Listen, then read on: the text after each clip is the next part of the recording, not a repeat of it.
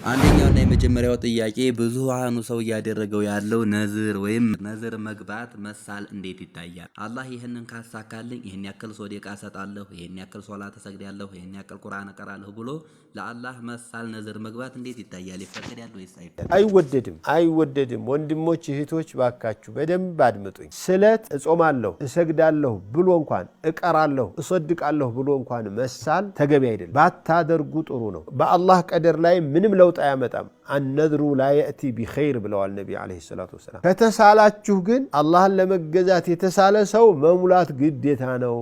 አላህን የሚያስቀይም የተሳለ ደግሞ በፍጹም ክልክል ነው መሙላቱም። ጀዛኩሙላህ። ሁለተኛው ጥያቄ አዳሬን ቁጭ ብዬ አድሬ ለኢባዳ ቁርአን ስቀራ ኢባዳ ያረኩኝ ቁጭ ብዬ አድሬ ጧት ሱብህ እያለፈ ረበሸኝ። እንዴት ነው የሚታየው ይሄ ነገር? ቁጭ ብሎ አድሮ ሱብሂን ማሳለፍ በጣም ከፍተኛ ረመዳን ላይ ዘንድሮ በተለይ በጣም የሚመጣው ጥያቄ ከባዱ እሱ ነው። ሰዎች ቁጭ ብለው ቂያሙ ለይላ ነው ብለው ቁርአን ሲቀሩ ዚክር ሲዘክሩ ዱዓ ሲያደርጉ ይቀጥላሉ። ሱብሂ ሊደርስ ሲል እንቅልፉ በጥፊ ብሎ ይዟቸው ይሄዳል። አንተ እንቅልፍህ እዚያ ላይ እንደሚጥልህ እያወቅህ ለምንድን ነው ቀደም ብለህ ያልተኛኸው? ቀደም ብለህ መተኛት አልተከለከልክ። እንዲያውም ሌሎቹ በጣም የሚያሳዝነው ወደ ዒሻ ሲመጡ ወደ ተራዊህ ሲመጡ ዒሻ ላይ ቢደርሱም ባይደርሱም ደንታ የሌላቸው አሉ። ይህ ከስተቶች አንዱ ነው። በጣም የሚጓጉት ምን ላይ ነው? ተራዊህ እንዳያመልጣቸው ነው። በጣም ይህ ስተት ነው። ሙሉ ተራዊህ ቢያመልጥህ ይሻልሃል የዒሻ ጀማዓ ከሚያመልጥህ ሙሉ ተራዊህ። ሶስተኛው ጥያቄ አንድ ባል ሚስቱን ቢስማት ወይም ቢነካት ውዱእ ይፈታል ወይስ አይፈታም? እንዴት ይታያል? ባልና ሚስት አባትና ልጅ እህትና ወንድም ቢነካኩ ውዱእ ይበላሽባቸዋል ወይ የሚለው ጥያቄ የመዝሐብ ልዩነት አለ። ቢሆንም ግን ሶሒሁና ማስረጃው የሚያሳየው ባልና ሚስትም ወንድምም አባትም ውዱእ አያበላሹም ነው የሚባለው። አራተኛ ጥያቄ አንድ ሴት በህመም ምክንያት ጸጉሯ የረገፈባት ሴት ዊግ መጠቀም ወይም ሰው ሰራሽ ጸጉር መጠቀም ትችላለች ወይስ አትችልም? አዎን፣ አላህ የፈጠረላት ጸጉር አያምረኝም የተሻለ የፈረንጅ ጸጉር እፈልጋለሁ በሚል የሚቀይሩት ወንጀለኞች ናቸው። ያ አይፈቀድም ማለት ነው። ይህ በህመም ምክንያት የተወገደውን ግን መተካት ትችላለች። ባሏ ጋር ተስማማች የሚከለክላ ነገር የለም። ምክንያቱም ሕክምና ማለት ነው። ሕክምና ለምሳሌ ጥርሱ ቢፈልስ ጥርስ ይተካል። በአሁኑ ጊዜ አይን ራሱ ይተካል። የተለያዩ የጎደሉ አካላቶችን ሰውየው ተጽዕኖ ሳያረግ በተፈጥሮ የጎደሉበትን ቢያሟላ የሕክምና ይዘት ስለሚሆን አይከለከልም። አምስተኛው ጥያቄ በረመዷን ሚስቱን ባለቤቱን መሳም ጾም ያስፈታል ወይስ አያስፈታም? መልእክተኛው አለይሂ ሰላቱ ወሰላም ሚስቶቻቸውን በረመዷን ይስሙ ነበር ወይስ አይስሙም? እንዴት ነው ይሄ ነገር በሸሪዓ? عائشة رضي الله عنها تقول እኔም እሳቸውም ጾመኛ ሆነን ይስሙኝ ነበረ ብለዋል አይሻ ረዲየላሁ ዐንሃ ወርዳ። ከሳቸው የበለጠ እንግዲህ ስለዚህ ታሪክ የሚናገር ማንም አይኖርም። የዛኩም እሳቸው አይሻ ጾመኛ ሆነው ይሳሳሙ።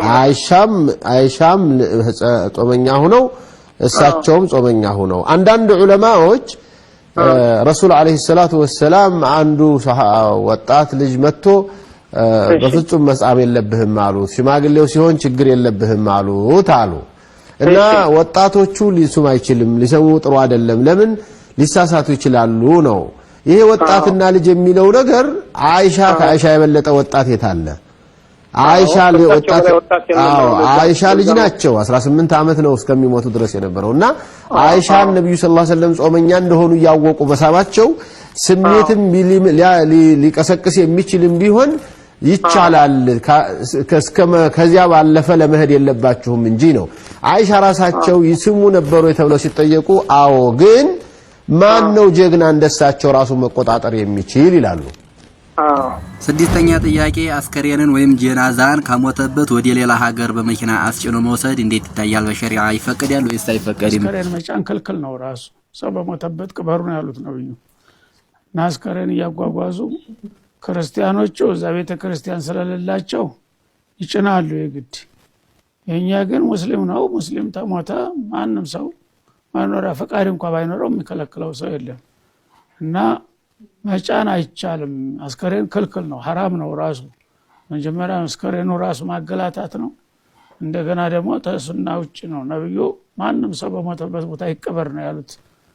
በቅርብ እንኳን ቦታ ቢሆን የኡሁድ ዘመቻ ጊዜ ሰሃቦች በጦርነት ያለቁትን ትንሽ ናት የኡሁድ እንግዲህ አንድ 10 ደቂቃ በእግር የምታሰርና ትርቀቷ ተዋናው ቀብር እዛ ወደቁበት ነው መቀበር ያለባቸው። አንዳንዶቹ አንስተው አስከሬኑ ወደ መቃብሩ ይዘው ሲሉ መልሱ አሏቸው።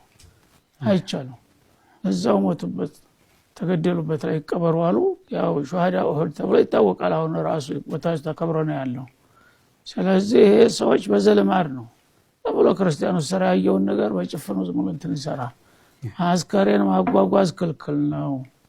ምናልባት ሞተበት ሀገር መቀበር ማይቻል ከሆነ የሚያስገድዱ ከሆነ አሁን ግን ማንም ሙስሊም ሀገር አይከለክልም ቀብር እና እዛው ነው መቀበር ያለበት። ጥሩ አድርገሻል። ይሄ ነው መሆን ያለበት። ሰባተኛ ጥያቄ አቂቃን ከመድረሱ በፊት ቀድመን ብናወጣው እንዴት ይታያል? ይፈቀዳል ወይስ አይፈቀድም? አቂቃን ቀኑ ከመድረሱ በፊት ባርደውስ ልጁ ተወልዷል፣ 7 ቀን ለምን እጠብቃለሁ? በሁለተኛው ቀን በሶስተኛው ቀን ለምን አላርደው ነው? ይህን በተመለከተ ዑለማዎች ምን ይላሉ? ዑለማዎቹ አቂቃ ነብዩ አለይሂ ሰላቱ ወሰላም በተገበሩበትና ተግብሩ ባሉበት ቀን በሰባተኛው መሆን አለበት ይላሉ። ከሰባተኛው በፊት ካረደው አይሆንም ይላሉ ጅምሁር ዑለማ። ሐነፊዮቹ ከተወለደ በኋላ ከሆነ ይችላል ይላሉ። ጅምሁሮቹ ብዙሃን ዑለማዎች ግን ሰደቃ ነው የሚሆንለት ወይም ግብዣ ነው የሚሆንለት እንጂ ሰው ስለመጣ ዘመዶቿ ስለመጡ የሱ ዘመዶች ስለመጡ እዚሁ አቂቃውን ልረድ ብለህ በሁለተኛ ቀን በሶስተኛው ቀን የምታርደው ሰደቃ ነው የሚሆንልህ እንጂ እንደ አቂቃ አይቆጠርም። አቂቃ የሚሆንልህ ከሰባተኛው ቀን ጀምረህ ያለው ነው ይላሉ ዑለማው። ለምን ሲባሉ እንደ ማስረጃ ያነሱት ነብዩ አለይሂ ሰላቱ ወሰላም መቼ ነው ያደረጉት? ከመቼ በኋላ ነው እንዲደረግ ያደረጉት? ከ7 ቀን ነው። 7 ካልቻለ 14 ነው። 14 ካልተቻለ 21 ነው። 21 ካልተቻለ አቅማችሁ በቻለበት ጊዜ የሚል ቀን የተወሰነውን አስቀድሞ ማድረግ አይሆንም።